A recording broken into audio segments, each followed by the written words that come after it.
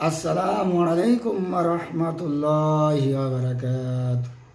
अऊज़ु बिल्लाहि मिनश शैतानिर रजीम।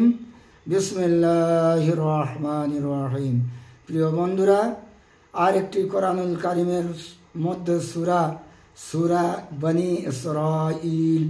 এই সূরা বনি ইসরাইল আমল করলে এবং এর কি উপকারিতা আছে সেই সম্পর্কে আলোচনা করব ইনশাআল্লাহ। কোনো সময় কোনো গুরুত্বপূর্ণ হাজত বা সমস্যা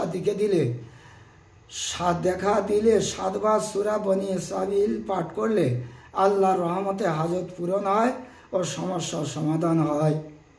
এত বড় ক্ষমতা আল্লাহ পাক এই কালামুল্লাহ শরীফের সূরা বনি ইসরাইলকে দিয়েছে। কোনো শিশু যদি তোতলা অথবা তার মেধা কম হয় মানে স্মরণ শক্তি, তাহলে মেশক জাফরান দ্বারা সূরা বনি ইসরাইল লিখে ধৌত করে তাকে পান করালে আল্লাহর ইচ্ছায় তার তোতলামি দূর হবে এবং মেধা শক্তি বৃদ্ধি পাবে। মেধা শক্তি অর্থাৎ বুদ্ধি, স্মরণ শক্তি। অনেকে পড়ে একদিক থেকে আরেক দিক থেকে ভুলে যায়, তাহলে এটা লিখে পান করালে দুটি উপকার আমরা পাবো।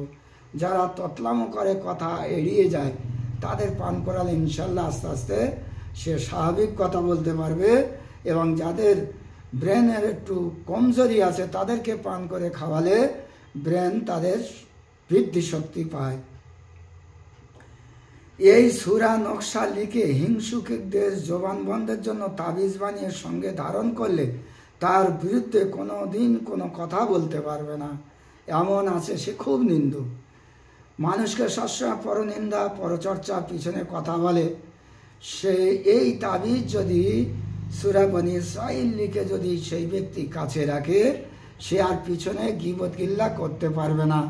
আল্লাহ পাক আমাদের আমল করার তৌফিক দান করুন, আল্লাহুম্মা আমিন।